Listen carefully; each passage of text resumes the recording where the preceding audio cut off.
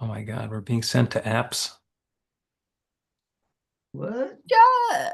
Oh my goodness. What are more apps? Oh my God. Karen, hello. Good morning. Good morning. Hello. Good Hello. morning. Hello. Happy belated birthday, Chris. Thank you. What? Well, Oh, when was your what? Happy birthday? birthday. Thank you. Yeah, it was on Thursday, 15th. Happy Oh, birthday. happy Thank you. Thank birthday. you. Chris. Yeah, it was a nice one. Nice. Okay, we're on YouTube. So here comes the chime and God call.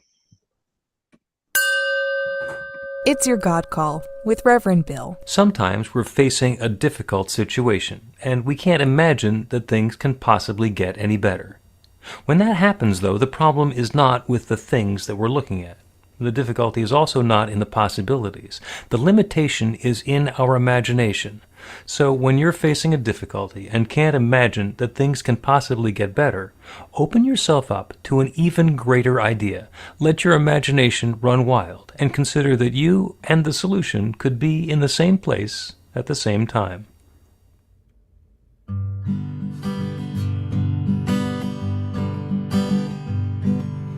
This little light of mine, well, I'm gonna let it shine. This little light of mine, well, I'm gonna let it shine. This little light of mine, I'm gonna let it shine. Let it shine, let it shine, let it shine. Well, everywhere I go, well, I'm gonna let it shine. Everywhere I go, well, I'm gonna let it shine. Well, everywhere I go, I'm gonna let it shine. Let it shine, let it shine, let it shine. Well, in my brother's heart, well, I'm gonna let it shine. Well, in my brother's heart, well, I'm gonna let it shine. In my brother's heart, I'm gonna let it shine, let it shine, let it shine, let it shine. Well, in my sister's soul, well, I'm gonna let it shine. Well, in my sister's soul, well, I'm gonna let it shine. Well, in my sister's soul, I'm gonna let it shine, let it shine, let it shine, let it shine. Well, all around this world, well, I'm gonna let it shine. All around this world, I'm gonna let it shine. Well, all around this world, I'm gonna let it shine, let it shine, let it shine, let it shine. With this little light of mine, well, I'm gonna let it shine. This little light of mine, well, I'm gonna let it shine. This little light of mine, I'm gonna let it shine, let it shine, let it shine, let it shine. Sing along in your own homes there. This little light of mine, well, I'm gonna let it shine. This little light of mine, well, I'm gonna let it shine. This little light of mine, I'm gonna let it shine, let it shine, let it shine, let it shine. Let it shine, let it shine, let it shine. Let it shine, let it shine, let it shine. Ooh. Thank you, Ron Chelsvig. Let it shine, let it shine, let it shine. And good morning, New Thought, Philadelphia. Woo. In ministry school, we had discussions about the most esoteric things, and that song came up as one of them. And the objection to one word in that song, which people didn't like, which was little. So, but, I get it. People have this argument about the Pledge of Allegiance, and the only word that I object to in there is under. No objection to putting God in there, but Under God. I don't know. It doesn't fit in with our teaching. Anyway, it is a Sunday morning, and we are on Zoom. This is New Thought Philadelphia. We got some great stuff going on today. You guys know the rules when we're on Zoom. Go ahead and stay muted, except when we're going to be sharing or making a noise altogether. Let's make a noise altogether. Go ahead and unmute yourself and repeat after me. I open myself to love. I open open myself myself to to love. love. I open myself to joy. I open myself to I joy. let my little light shine. And I let my little light shine. It shines and it shines and it shines. Shine And it shines and it shines and it And it shines. shines. So it is. So it is. So it is. Mute one more time as I remind you that New Thought Philadelphia is an open and loving community of spiritual adventurers, welcoming each person to experience their divine nature in an empowering space of unconditional love. Whatever path you've been on, whatever brought you here today, wherever you're heading next, we've been expecting you. Welcome home. We believe there's one power, love, intelligence, or force that creates everything, including each of us. And we each use that same power, love, intelligence, or force to create our own life. The way we like to say it around here is your new life begins with a new thought. If you have extra electronic devices, which you will not find necessary in the next hour or so, go ahead and put them on silence so that we can focus on each other, pay some attention, have some quality time. I'm Bill Marcioni. I'm the spiritual director at New Thought Philadelphia. Music today is Ron Chelsvig, letting his light shine. Got a couple of practitioners. Got Jesus Baez, who's going to be along with a meditation any minute now. And to open us in a practical prayer, which is the way we open everything, Breen Rourke, RSCP. Thank you, Bill. Good morning, everyone. How you doing? Yes. All right, let's take a moment now to settle into this space, this now moment, to settle into the awareness of that one. Bill mentioned the one presence, the one power. There is only that one divine energy, that spark, that thing itself, as Holmes calls it, the unlimited field of potentiality from which all things come. So we are born of that, through that, from that. Each one of us here is an expression of that infinite creative force. All things everywhere are that creativity in action. So now this day, this time together, this idea of New Thought Philadelphia is that divinity unfolding. And I'm so very grateful for it. Grateful for this time together. Grateful for the words, the music, the inspiration, the ideas, the connection, the community that is New Thought Philadelphia. So with gratitude in my heart, I claim this good. I know this good. This good is here now. And so I release my word into the creative law, the law of mind action, the law of yes. I let it be, and so it is. So it is. Yay. You came off mute. Are you doing this or am I? You're doing this. Okay. Prayer works. That's why we do it, kids. You know the rules. We're gonna go ahead. Jane's got her hand up. She's got a prayer work story. Yeah, so not too long ago, my dentist of about 25, 30 years decided they're not taking our insurance anymore. So I had to go find a new dentist, and I found the new dentist, and he had good reviews, and I thought, okay, let me try him out. So I went for my cleaning maybe like 2 weeks ago, and they took x-rays and they said, well, you're gonna have to come back and get a cavity filled. Now, that's like one of my, besides like snakes and mice, that is like getting my teeth drilled. It's right up there with, oh my God. So I was super anxious about it, like, a week leading up to having to go to this dentist. And he's a new dentist. So I don't, I'm trusting that a brand new person is going to do this thing. So I called Hannah, who is my prayer partner, and I said, Hannah, please do a practical prayer for me that like the whole thing goes well. That there's no pain. I like, that I'm relaxed, I'm comfortable. And so she did it for me. And the next morning went off to get all my tooth drilled. And it was perfect. It was a great experience. I didn't even hear the drill. And he numbed me up so good that I was like, this is great. And it was like after the Novocaine set in, it was like maybe a 10-minute job. And he's like, all right, see you in 6 months for cleaning. And his staff is fantastic, wonderful, even nicer than the people at my old doctor. So it all worked out well. And the second prayer work story is, as some of you know, I do a big show every year with my art. And this year, I don't know, in the beginning of it, when they first hung everybody's work, I don't know, I was doubtful for some reason if anything was going to sell this year. And when I went to pick up my work this past week, over half my work sold. So I had been doing practical prayers like, okay, please, just like some sales, lots of sales. And it was nice. So yay. Yay. Yes.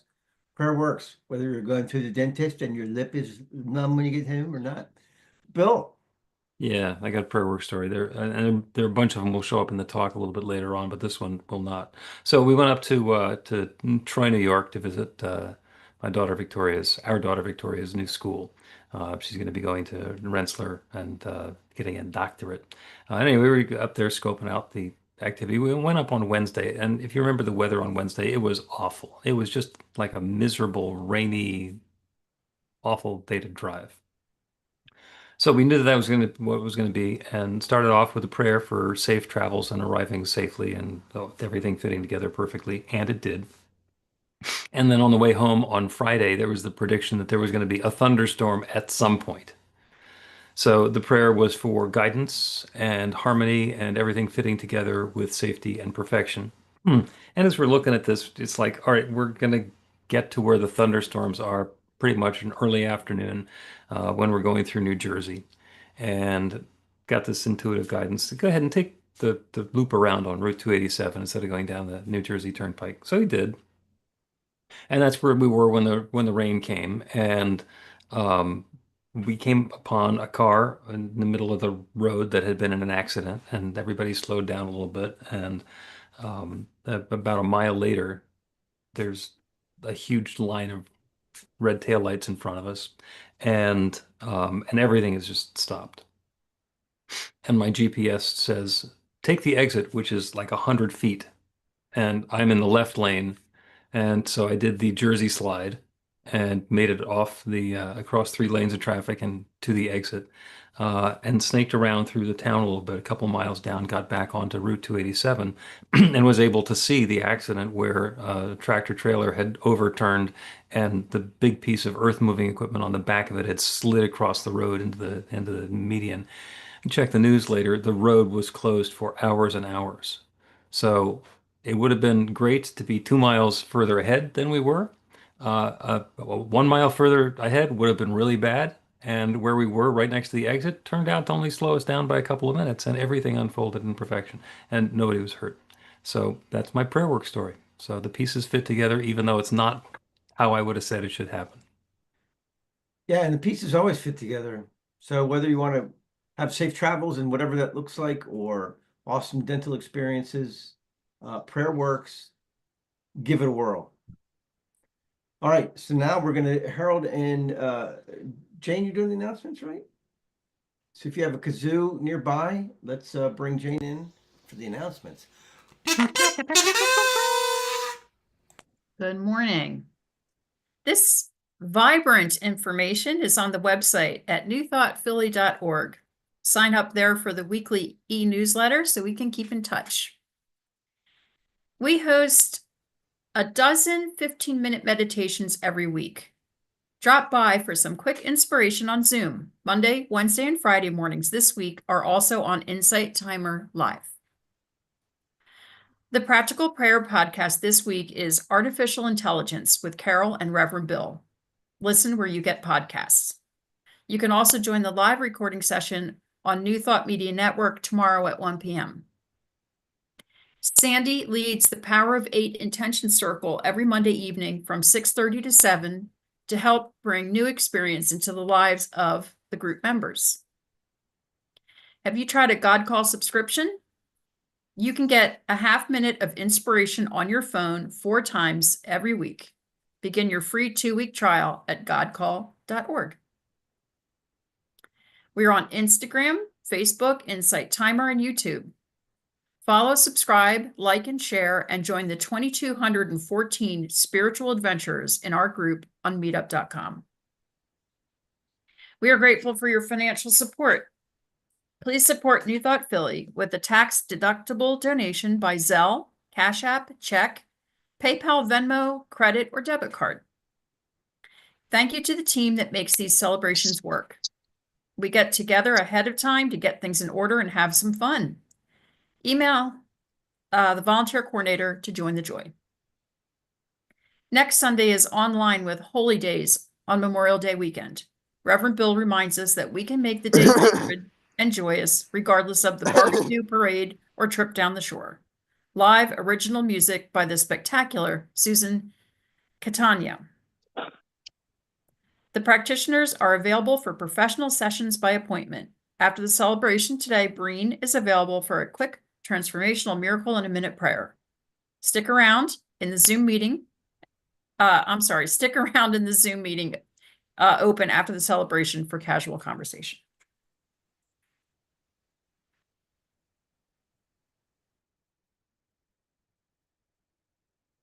Thank you, Jane. Thank you so much. And thank you to whoever was quick on the trigger finger with our wannabe hooligan there. And as I look around, this is an opportunity to welcome our new guests. And other than the hooligan, I don't see anybody new here. So we kind of know each other. So isn't that fun?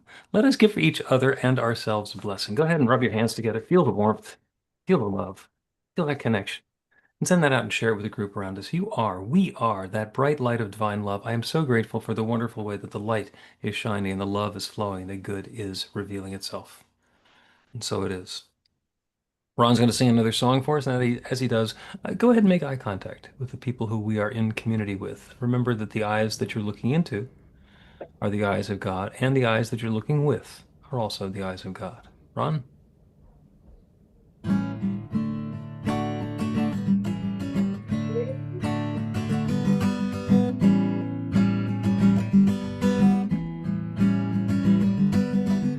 Give a little bit of my love to me. Give a little bit of your love to me. There's so much that we need to share. Send a smile and show that you care.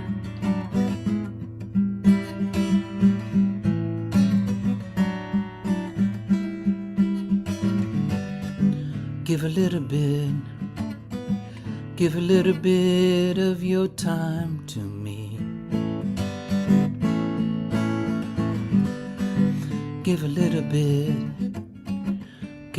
bit of your life to me. See the man with the lonely eyes. Take his hand, you'll be surprised.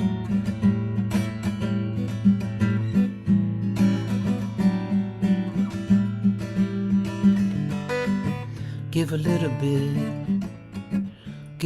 bit of your love to me.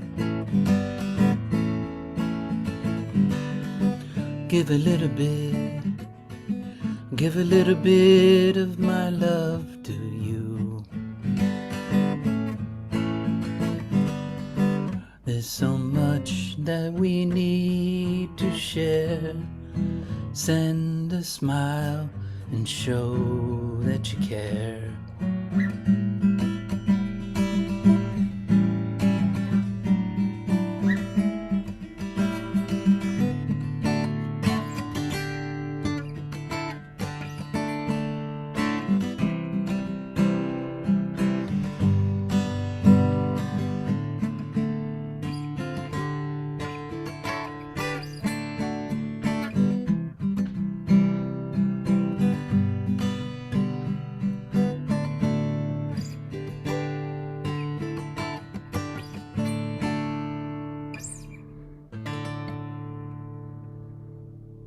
Thank you, Ron. Beautiful.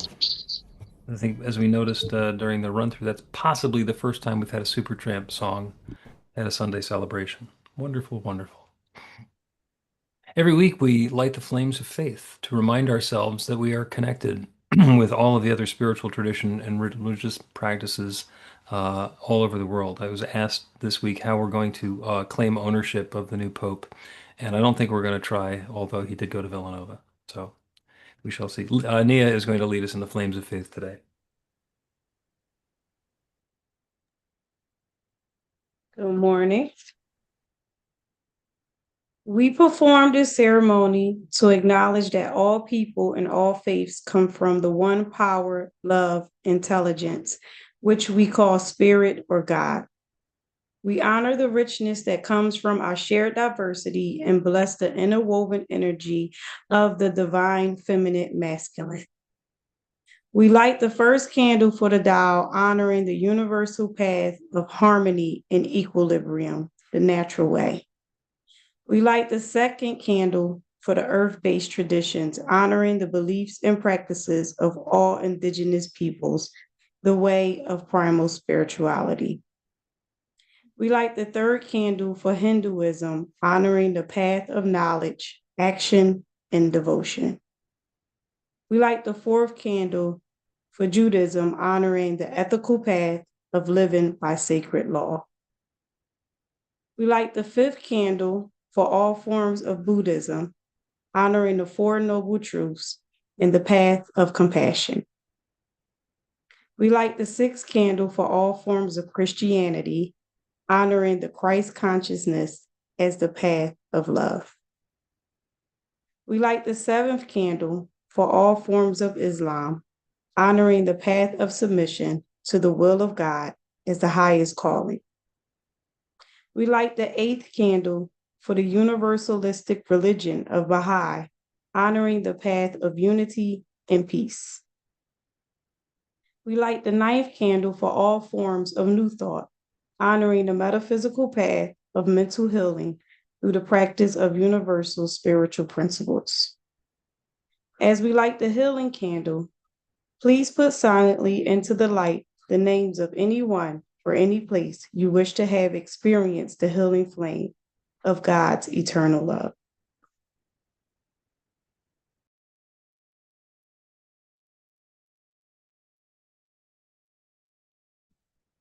Blessed be, and a reminder that that healing flame is infinite and limitless.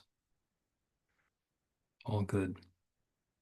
The reading today comes from the anthology New Thoughts for Today. And the way this works is whoever the practitioner on duty that's going to do the meditation will pick the reading. And Jesus picked a reading that was written by me. Christine is going to read it for us. The answer is always yes. To affirm anything is to assert positively that it is so, even in the face of all contrary evidence. We may not be able to see how, but we can compel ourselves to cease all futile quibbling and go to work to prove the rule. That's a quote by H. Emily Cady from Lessons in Truth. There's an infinite creative power, and it always says yes. To every clear, conscious intention, it says yes. Knowing this, how could we possibly have experiences of pain, failure, unhappiness, or discord? It's all in the question, or more precisely, the demand we're placing into the law. If we're having an experience of lack in some area of our life, and our focus is on the lack or the discomfort it brings us, that is what gets the yes. We inadvertently and quite understandably prolong our undesirable experience.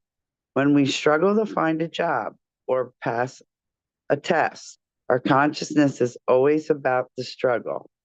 To use the law creatively and powerfully, we want to turn our attention to the desired outcome instead. Turn away from the problem, even from a long history of dealing with it. Instead, we can turn toward the solution and the new experience we desire. In this way, we create a powerful new intention to invite the divine yes. I easily turn my attention to the good I desire and let go of any challenges or difficulties I may have been having.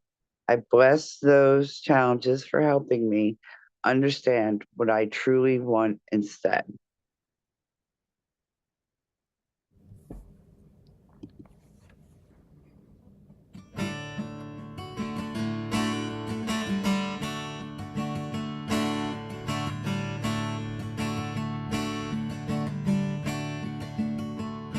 Give me love, give me love, give me peace on earth. Give me life, keep me free from birth. Give me hope, help me cope with this heavy load. Trying to touch and reach you with my heart and soul.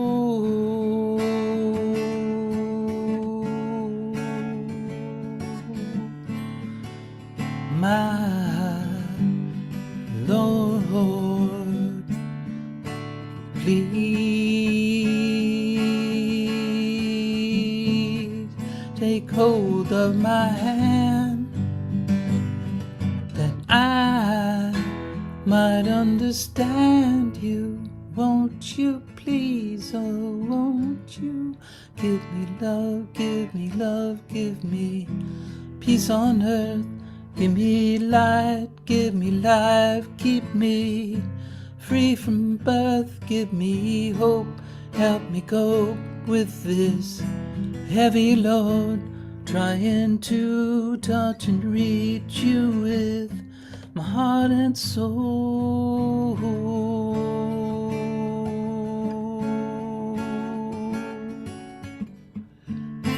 My Lord, please take hold of my hand, that I might understand you. Won't you please, oh won't you give me love?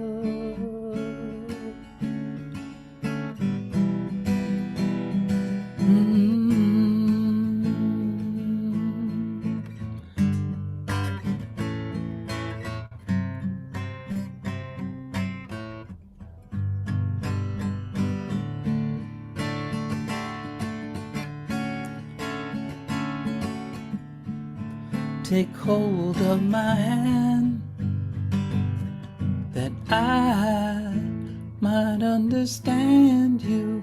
Won't you please, oh won't you give me love?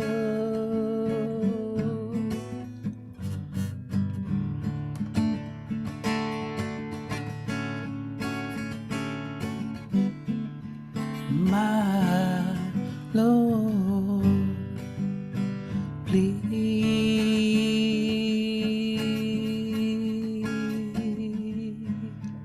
take hold of my hand, that I might understand you. Won't you please, oh won't you give me love?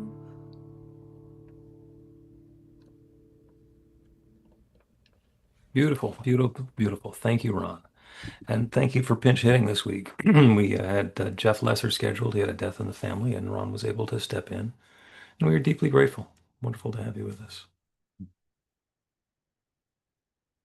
Today is May 18th, and that is the birthday of Thomas Midgley Jr. It was this date in 1889. Thomas Midgley Jr. was born. And if you've been around me for a while, you know that every year about this time, I do a talk about Thomas Midgley Jr. The talk this week is called Unintended Consequences. And I want to tell you a little bit of the stuff that I don't necessarily dwell on when I talk about Thomas Midgley Jr. And by the way, if you haven't heard of him, it's not surprising. He's one of those people that unless somebody gets his teeth into it, you're not likely to hear about. Although there is a movie in pre-production about him called Midge. So we'll see what happens with that. Anyway, he was a mechanical engineer and he got involved in chemistry a lot. In 1937, he won the Perkins Medal from the Society of Chemical Industry.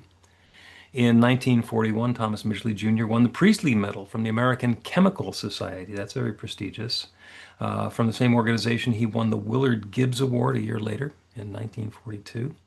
He was an American delegate to the International Congress for Applied Chemistry. And then in 1944, he was elected president and chairman of the American Chemical Society. So that's a big deal. He was noteworthy.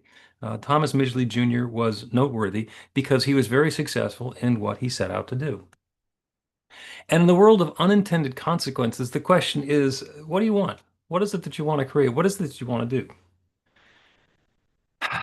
And there's the first question is, what do you want? And then a lot of us leap into, well, what am I going to do to make that happen? And then there's the observation of, well, after I did, what happened? And is what happened the same as what I wanted? And what you want can be anything. It can be a success in your work. It can be a particular job. You know, you're up for a job and you've been through 3 rounds of interviews and there's the job possibility. Oh, I really, really, really want that job or that particular boyfriend. That's the person who I want to be together with, and I'm setting my intention. That's what I want. Or this particular house. There's a possibility for me to get either the sale or my application for the rental is going to be approved and I'll get to live in that house and it's exactly what I want. And in so many cases, we think that what we want is the thing that we're looking at.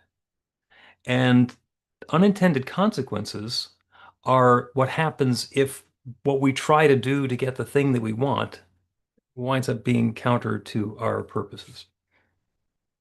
And there's the classic story of the guy who's afraid that his crush in high school is going to go to the prom with the quarterback.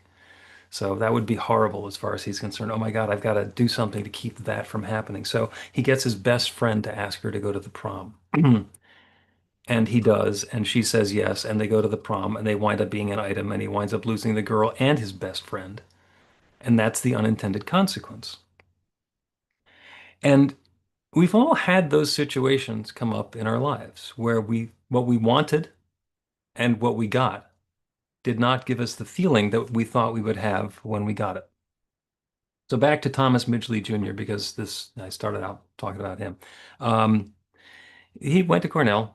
He was very successful. The guy who's running the GM lab in the early 1900s, Kettering, said that he had intelligent ignorance. So he was not a chemist, but he was willing to try what experts knew wouldn't work. So Kettering put him in charge of figuring out what is going to keep internal combustion engines in automobiles from knocking.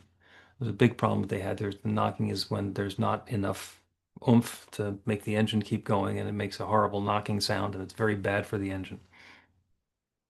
So he took this guy who was very smart, but didn't know anything about chemistry, and put him in charge of figuring out what you could put into the fuel to make the engine stop knocking. And so over the course of 5 years, Thomas Midgley Jr. and his team tested 33,000 different combinations of additives. He carried around the periodic table of elements because he was going to use something with all of the elements to figure out what he could do to keep the engine from knocking. And they came up with a solution. The task force, his group, came up with something called TEL, or it was called ethyl. That's what they called it in the marketing language. They called it ethyl, and it was ethyl gasoline, and that was the fuel that didn't make engines knock. TEL is the full name of it. It was tetraethyl lead, and he's the guy who put lead in leaded gasoline. And on the one hand, it solved the problem because the engines didn't knock anymore. There were a couple of problems that came along from putting lead in the gasoline, and there's some challenges with lead that have been known about since ancient Greece. So the idea of don't use lead and don't expose people to lead was already important, but this was the way to make the engines not and not knock, and to be successful in that area. That's what he wanted. That's what he was assigned to do. Now, it turns out there was another way to do it. They could put ethanol, distilled from grain, into the fuel, and it would also eliminate the knocking, because it turns out that the knocking was caused because the octane wasn't high enough. So it's possible to put ethanol, which is relatively clean burning, came from vegetables, and that would do the same thing. That wasn't a good solution as far as they were concerned, because of course you couldn't patent ethanol. Ethanol was something you just go out and get some corn and distill it, and there you have it. And over the course of his life, in addition to all of the awards and everything else that Thomas Midgley Jr. did, he had over 100 patents. He was very successful and very effective at his work in chemistry and chemical engineering. So he put the lead in leaded gasoline. And that's a cautionary tale, because that's one of the substances that's now been banned. And I remember when I was first starting to drive in the 1970s, we got leaded gasoline, then there was unleaded gasoline, then everybody had to use unleaded gasoline, and there was no more leaded gasoline. And the lead has slowly but surely been coming out of the air, out of our environment, making it healthier to live on planet Earth. And it's, by the way, it's not just near the refineries. It's not just where people drive a lot, because it's air. It travels around, it moves all over the place. Was that a good solution to the problem? Well, depends on what you think of as good. It turns out, in hindsight, that was very damaging to the planet, but it was successful in accomplishing what he wanted to do. And there are other stories. You've heard about somebody who wanted to get a house, and this is the house for me, and I got to get the house, and I'm up for the mortgage, and I put in my offer, and that's the house that I want to live in, and then it gets accepted, and then there's the mortgage, and then suddenly there's a loss of a job, and then suddenly the house turns into a money pit, because there are all sorts of problems that they didn't know about when they went in to buy the house, and suddenly this house that they wanted is not the house that they want. There's been all sorts of stories about people who get themselves financially upside down on their house, and then the only thing that they want to do is not have the house. Or people who become house poor. They have the wonderful house, and it's using up so much of their resources that they can't do anything other than live in their house. Can't go on a trip, can't take their kids to do X, Y, or Z, can't go out for social activities because of the house. Again, what we want to do is be careful of what it is that we are setting our intention for. There are unintended consequences. And I'll give you the hint that what you want to do is, if you have an idea of the experience that you want to be having, instead of saying, this is what I want to have happen, identify how you'll feel once having that happens. And then set the intention to have that feeling. Because if there is the guy or the girl who seems intriguing, that's the relationship that I want to have. That's what I want to be. That's what I want to build my life around. Don't focus on the person. Don't focus on that individual. Focus instead on how your life will feel, how it will change you internally. What will you be once you have that relationship? And then open to that feeling. And it is completely possible that the person who you're thinking about is going to be enamored with you as well, and it turns into a relationship, and that's happily ever after. And it's also possible there's somebody else, and as soon as you say goodbye to this person, the next one shows up. So this week I've had a few opportunities to pray for perfect fit. I was talking to somebody who's got an opportunity for a brand new relationship and is concerned this might not be, the right relationship, and I don't want to be leading this person on or wasting their time, and I'm not sure what any of this means, and now I don't know what to do. And so the prayer there was not for what to do. The prayer was to know that the perfect fit was being revealed to everybody. Because and the prayer specifically in that is that everybody knows exactly if this is the right thing, if this is the perfect fit, then everybody knows. I know, he knows, all of our friends, as soon as they see us together, it's like they're perfect together. And if it's not the right fit, everybody knows that too. It's the arguments start, the squabbles, that scheduled difficulties come along. It just won't happen. And the reason that works is because there's an infinite intelligence, a limitless creative power that creates everything that's creating these experiences. And as we remind ourselves that it's not me sitting here deciding what it is that I want and then taking action steps to get to what I want, when I realize that what I'm doing is I am partnering with that infinite power and inviting that infinite power to create that next experience, that feeling that I'm looking for, something wonderful is possible.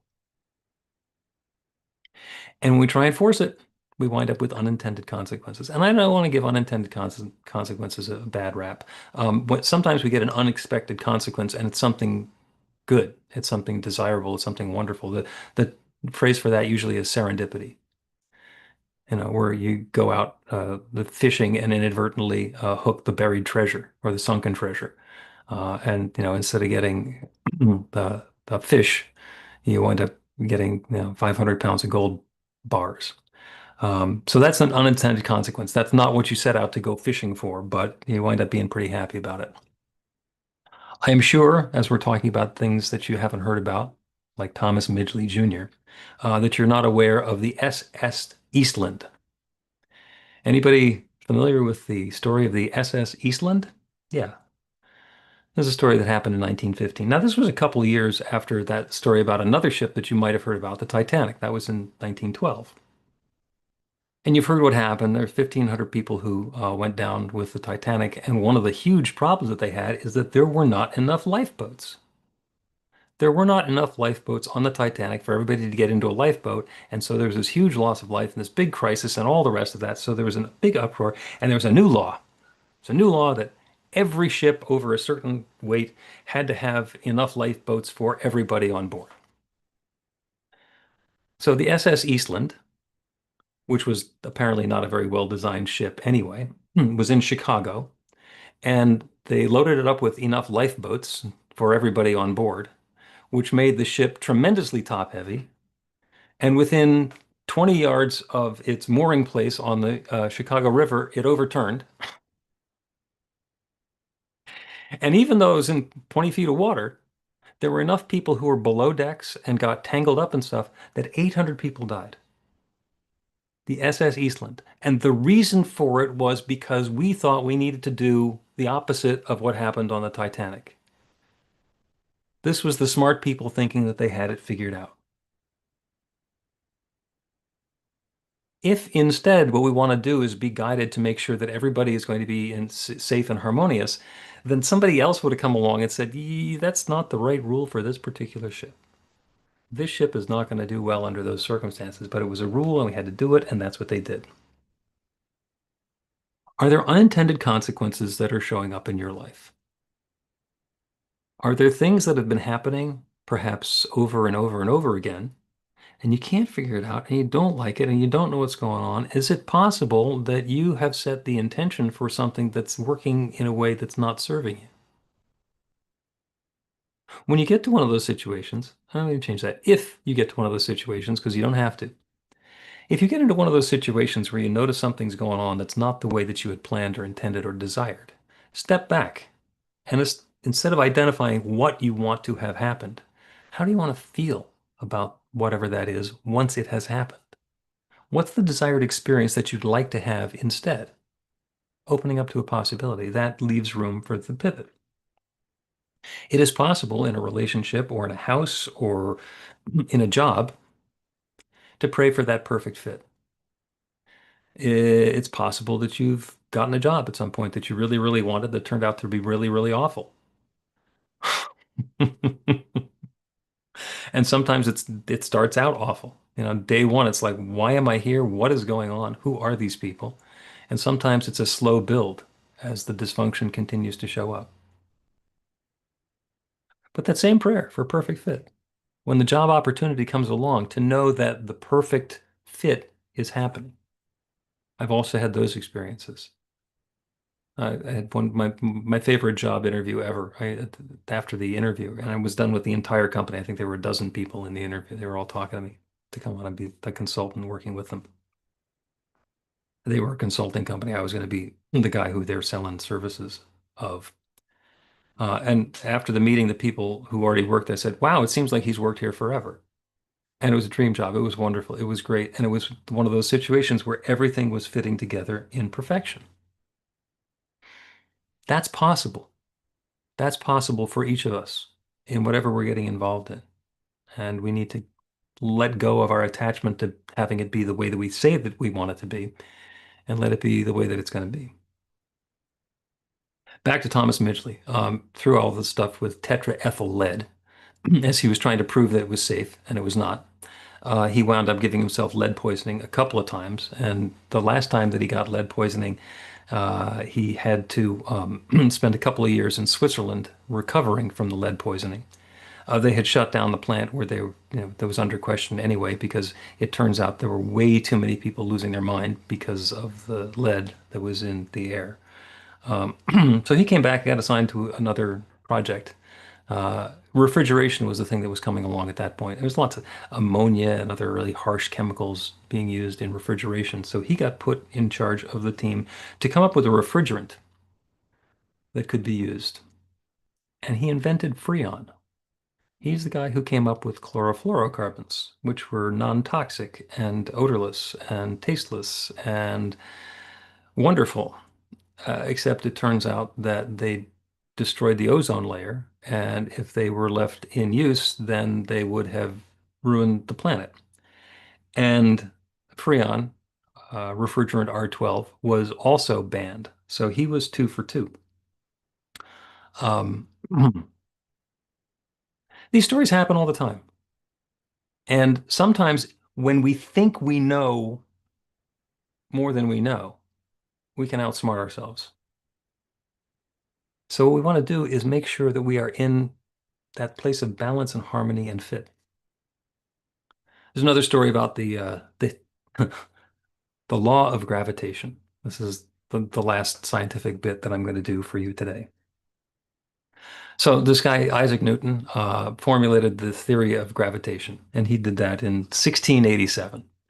And it turns out that it applied to everything. And the people who were doing astronomical observations would measure where planets were. And then the people with the calculations would say, well, this is, what it means, and predict either that all of the pieces are exactly where they're supposed to be, or realize that there are other things that are affecting it. And all the math worked out. Well, then in the mid 1800s, they had been observing the planet Uranus, which takes like 85 years to make an orbit of the sun. So they'd been observing it and getting accurate measurements of where it was long enough that they could tell, based on Newton's laws of gravitation, where it should be. Only it was in the wrong place. It was off, not exactly where it belonged. And so in 1845, a couple of mathematicians working independently started figuring out, well, something's got to be affecting the position of Uranus, and what is it? So Leverrier was working in Paris, and Adams was working at Cambridge, and they both did the calculations to figure out what might be causing this planet to be in its weird location, and they both came up with the same idea. There must be another planet, and it should be here. And they contacted their observatories. And the Royal British Observatory said, well, who is this guy sitting in a closed room with a pencil and a piece of paper doing calculations to tell me where to look in the sky? We're not doing that. Harumph, harumph, harumph. And the guy in Berlin who was paying attention to the French scientist found Neptune. Exactly where he said it was going to be. And it turns out that the guy at Cambridge was right as well. Guess who won the Copley Medal? The ones who followed their guidance and didn't think they knew the answers ahead of time. By surrendering, by letting go of thinking that we know what's going on, by allowing and inviting the unintended consequences to simply be things that are going to be loving and uplifting rather than having the circumstances go the way that we say it ought to go, all sorts of possibilities come about. Good and more good and more good is available for all of us. And we can bring success and joy and harmony and love into our lives. And on this Thomas Midgley Jr.'s birthday, we can celebrate our awareness of unexpected consequences and understand that CNN has called Midgley, quote, the man who almost destroyed the planet twice. A cautionary tale about unintended consequences.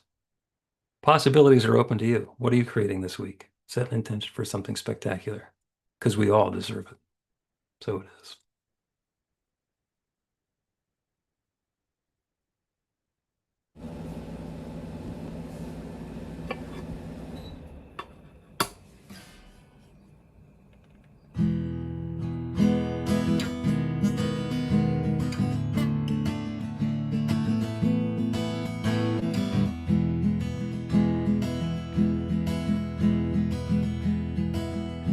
This time, this time, run away with me.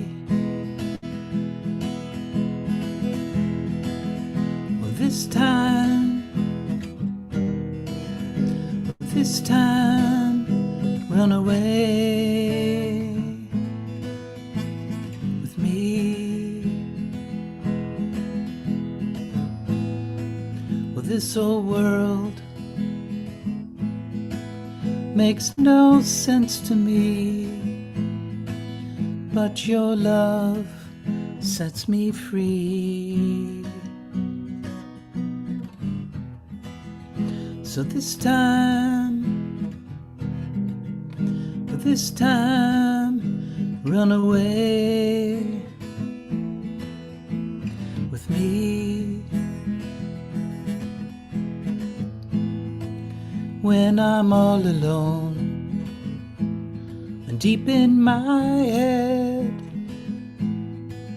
I remember words you said. So this time, run away with me. Well, this time, run away with me. Walking through this life, day after day, and watching all the games we play. Well, this time, run away with me. Well, this time, run away with me. Thank you, Ron. Thank you. Let's not run away now. Let's stay here in the place here where we at and settle in. Thank you, Rev, for that beautiful talk. Thank you, everybody that's here. This moment of freedom, of unity, and love, peace, all those positive affirmation that it could come into your soul and mind. Vibrate with it as you take a deep breath in. Fill your lungs. A little bit more. Hold it right there. And when you're ready, let it go. Drain, surrender to that presence. Yes. I was thinking about the ships. Cruise came into my mind. Take a nice cruise that we have been taking all through our life. The journey, our journey, that beautiful journey that brought us to this point here and now. It brought me also to prayer. I know we put, what was it? Ethanol, lead to that gasoline for it don't knock. What ingredients we're going to put into our prayer for it don't be a mess, for we could hit that target of our desires. Yes, we're going to put on imagination in our prayers. We're going to put belief, knowing, realization, recognition, and above all, this ingredient can't fail. It's faith. See, faith will elevate our prayer to a place of conviction and acceptance. Yes, we know that God answers our prayer. We don't just pray when things not going well or a condition, a situation come along. We pray in season and out of season all the time as preparation for those unintended consequences comes along. Then we could say all things work together for the good. See, we create our desires together with God. God is the cause, the medium, and the effect, the all in all. And as we go into the silence together, contemplate God. That's the highest form of prayer. Contemplation. Contemplating the goodness, the abundance, the love of God in our lives.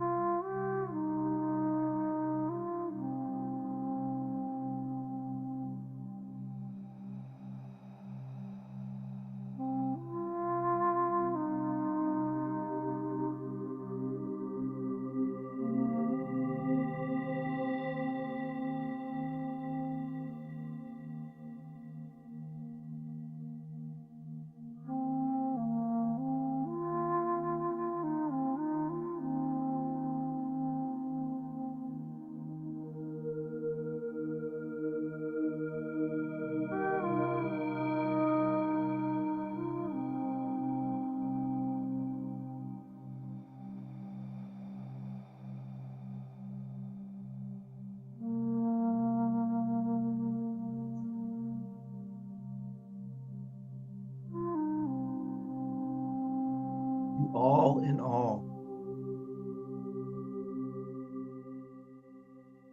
the infinite creative force of the universe, that thing itself.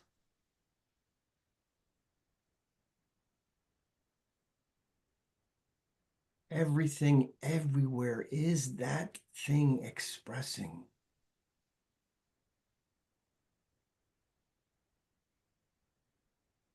Even Thomas Midgley would tell us that everything everywhere is made of the same stuff. Our bodies are made of the same stuff that is everywhere in the universe. We are made of stardust. It's infinite expressions of spirit. So I know that the desires of the heart of each person here to expand their experience of that infinite good is at hand now. The intended consequences, the unintended consequences, all the good is here now. And I'm so very grateful for it.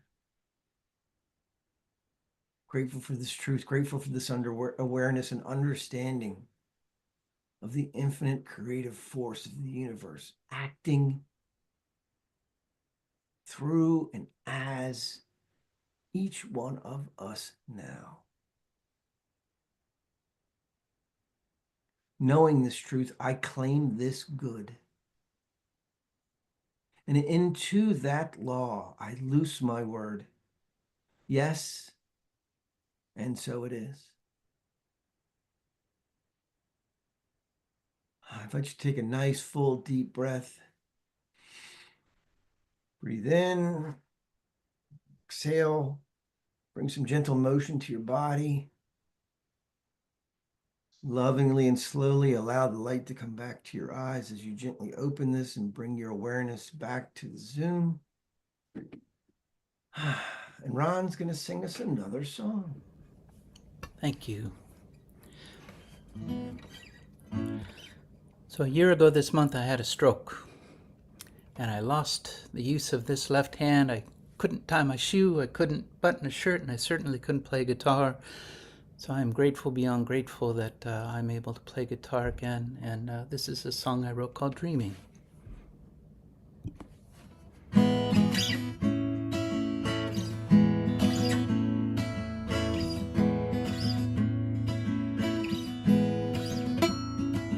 I'm dreaming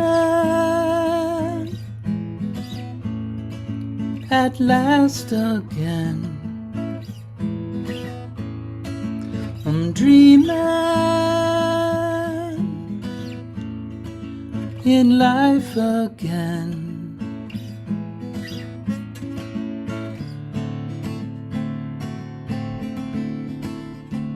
Living my life again.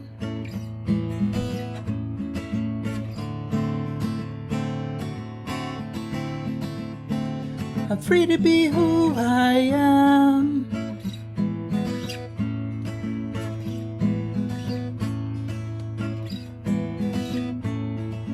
I'm dreaming of what I see. I'm dreaming of what could be.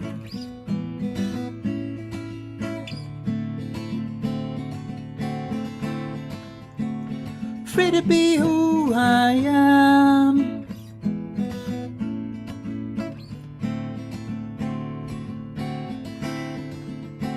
I'm living my life again.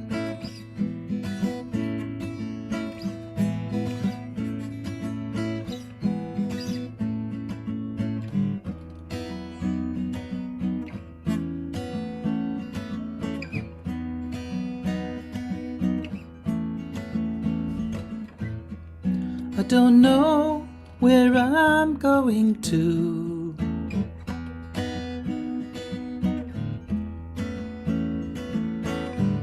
I don't know where I'm going to.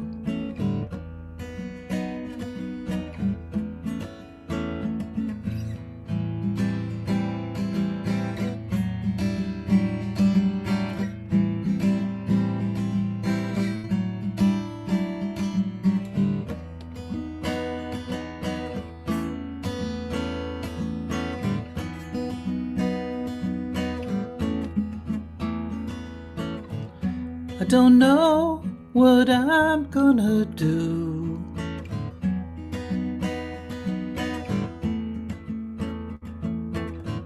I don't know what I'm gonna do.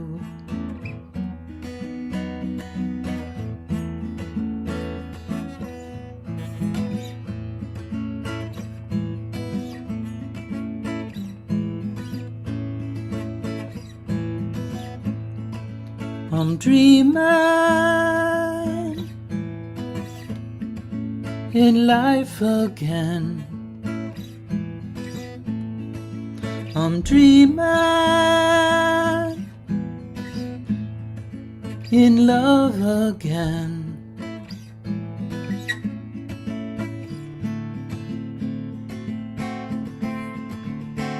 I'm living my life again.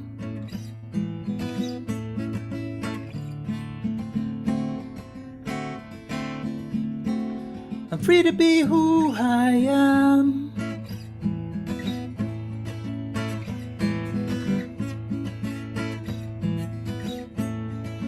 I'm dreaming. I'm dreaming. I'm dreaming. I'm dreaming.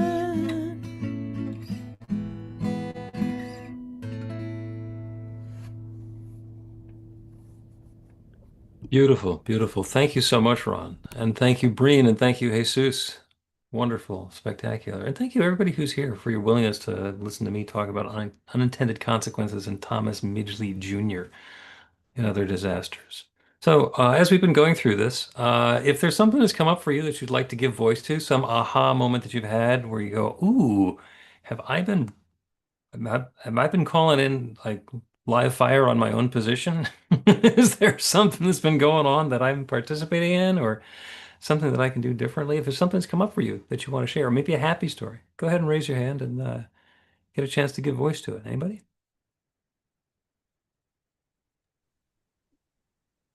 Go ahead, Breen. I was just thinking about a couple of jobs that I've gotten that I wanted the job, and things that I thought it would bring me, and focused on that and not on the highest and best. And yeah, they turned out to not be so great. I got exactly what I wanted, and turns out it wasn't what I wanted. So it's definitely a lesson and a good reminder to be clear without outlining, but having that mental equivalent. And it gets, when you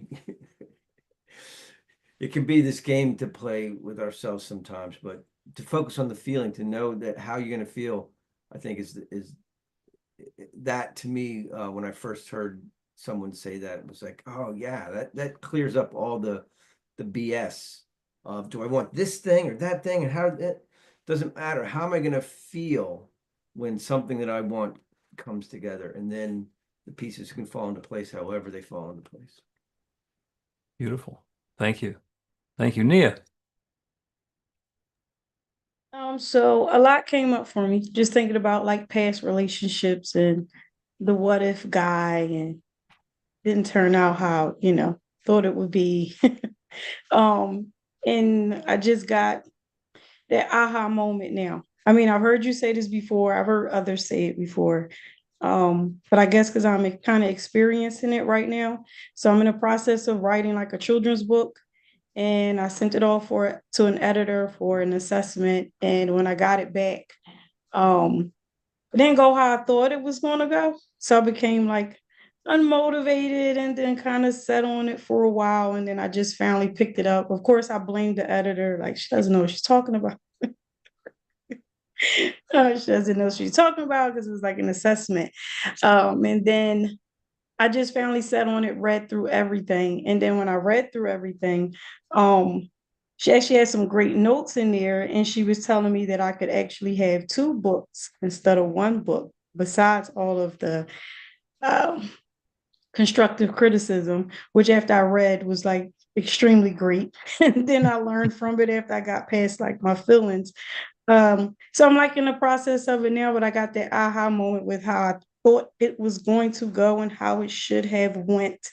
And, you know, the feelings were different, wasn't expecting it. So, and then I just wanted to say something to Ron really quick because he actually motivated me. So, this great book he wrote. Yay. Oh. So in the book, there's a part where with the sadness, and it says like it was just a part of the job. And I shrugged and smiled back, saying, I know, I get it now. So this actually motivated me to go back and like, she's doing her job and I'm doing my job and I need to get out my emotions. This is a part of it. And let me start back on the book. So I want to thank you, Ron, and for that. Beautiful. Beautiful. Thank you, Nia. Yeah, there's a little inspiration, more of it from when I was in high school. There's a song written by Jim Steinman, sung by Meatloaf, Paradise by the Dashboard Light. And one section of it is, I swore I'd love you to the end of time. And now I'm waiting for the end of time to hurry up and arrive, because if I have to spend another minute with you. And that's exactly what we're talking about with the unintended consequences. So be careful what we pray for. Anybody else? We will herald in Jane with the offering. Woohoo. Okay. New Thought Philadelphia is all about spreading the love. Our community is supported by your contributions. The gift you share helps fund our work in the world, and the way you shine your light spreads the love. We are grateful for every way you share. We don't have a basket today, but there is a donate button on the website to make a donation by Zelle, credit card, PayPal, Cash App, or Venmo. You can also mail a check to our office in Ardmore. The offering affirmation is on the screen. Unmute, and we'll say the affirmation together. I live in an abundant universe. I am one with the infinite source of all good. I am a center of conscious prosperity. I enjoy the richness of life. I bless my gifts. I share my gifts. Gratitude and joy. I know that as I give, I do receive. And so it is. So it is. Thank you. Thank you so much. Thank you, Jane. Thank you, everybody. Ron Chelsvig, one more song for us, please. Yes. Yes. This song is called Living in a World. And at the very end, it just says, living in the world, living in the world, living in the world. So as you're sitting there in your house, you can sing along.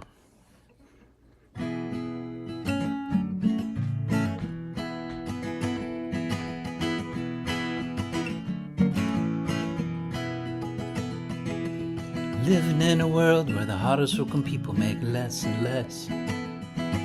We're living in a world where the people in charge make such a mess. The ones who have no say are the ones who pay and pay and pay. We're living in a world where lots of babies don't have no home. We're living in a world where so many people feel so alone. But if they had it their own way, well, it would be a beautiful today.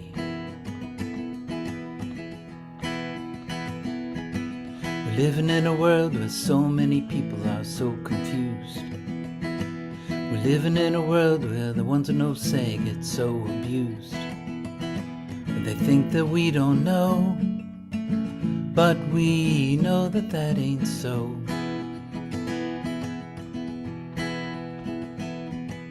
We're living in a world where too many people sit alone and cry. We're living in a world where peace and love are in small supply.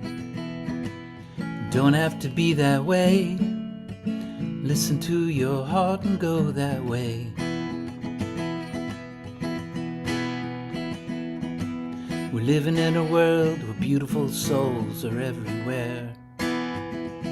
Living in a world where lots of people seem to care. I know that it is so. Well, I just want to stop and say hello. Hello. I know that it is so. I just wanna stop and say hello. Hello, this is where you can sing. Living in a world, we're living in a world, we're living in a world, we're living in a world, living in a world, we're living in a world, living in a world, we're living in a world, we're living in a world, we're living in a world, we're living in a world, we're living in a world.